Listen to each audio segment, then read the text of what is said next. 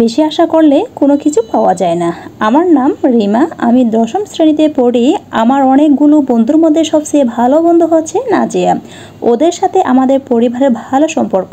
ওর মাকে আন্টি বলে ডাকলেও আমি তাকে মায়ের মতো মানি। ওর বোনকে আমি নিজের বোন মনে করি। একদিন ওর বোনকে দেখতে হলো, পাত্রপক্ষ ওর বোনকে দেখে পছন্দ করলো। বিয়ের তারিখও ঠিক হয়ে গেল। আমি আর নাজিয়া বিয়ে নিয়ে অনেক আগ্রহী ছিলাম। বিয়েতে কিভাবে সাজবো, কিভাবে পড়বো সবই ভেবে রেখেছিলাম। নাজিয়াদের বাড়ি আমাদের বাড়ি থেকে দূরে হওয়ায় দুদিন আগে ওদের বাড়ি যাব বলে ভেবেছিলাম। যেদিন যাব সেদিন সকালে আমার মা অসুস্থ হয়ে পড়ল। তার সারা শরীরে ফুটের মতো কি জানি উঠল। তিনি ঠিক মতো হাঁটতে পারছিলেন না, হাত দিয়ে কিছু ধরতে পারছিলেন না। তবু মা আমাকে বলল তুই যা, কিন্তু মাকে রেখে এভাবে কেমনে যায়। তাই আমি আমার বান্ধবীকে ফোন করে না করলাম। আনন্দ করতে পারিনি তাতে আমার কোনো কষ্ট নেই। আমার শুধু একটাই চাওয়া, আমার মা সুস্থ হয়ে যাক, ভালো থাকুক পৃথিবীর সকল মা। ফেলে আসা সেই দিনগুলো স্কুল লাইফ মানে ফ্রেন্ডের ব্যাগ দিয়ে টেবিল মোছা। স্কুল লাইফ মানে বেস্ট ফ্রেন্ডের জন্য সিট রাখা। স্কুল লাইফ মানে সামনের সিটে না বসে পিছনে গিয়ে বসা।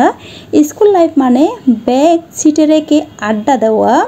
স্কুল লাইফ মানে সব স্যারের একটা করে নাম দেওয়া। স্কুল লাইফ মানে বেঞ্চের উপর সবার নাম লেখা। স্কুল লাইফ মানে কোনো ছেলের সাথে বেশি মিশলে সেই ছেলের নাম ধরে ফেঁচানো ফুল টাইম।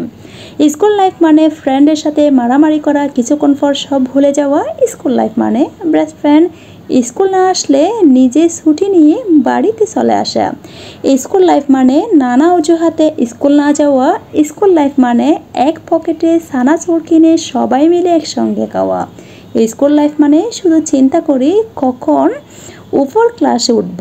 ভালোবাসার আরেক নাম স্কুল লাইফ। সত্যি মিস করি সেই হারিয়ে যাওয়ার সময়। আমার মতো কে কে স্কুল লাইফ মিস করেন? আসসালামু আলাইকুম এভরিওয়ান। আজকে আমার ভিডিওটা আপনাদের কেমন লাগলো অবশ্যই কমেন্ট করে জানাবেন। আর এই সুন্দর ভিডিও যে দেখতেছেন এটা কিন্তু সৌদি আরবের। এখানে অনেক চাষ করা হয়, আপনারা দেখেই বুঝতে পারতেছেন, কিন্তু অনেক চাষ অলরেডি হয়ে আছে। এখানে তরমুজ চাষ করা হয়। এখানে আমাদের বাংলাদেশের মতো কিন্তু এখন সৌদি আরবও কিন্তু অনেক কিছু চাষ করা হয়, সেটা তো আপনারা জানেন অবশ্যই। তবে আমার ভিডিওর মাধ্যমে আপনাদেরকে আবারও দেখালাম।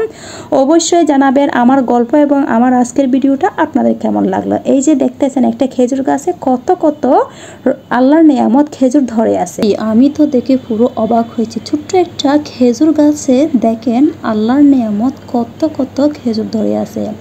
আর এই খেজুর কিন্তু একদম যখন পেকে যাবে না, একটু লাল লাল হবে, খেতে কিন্তু অনেক মজার।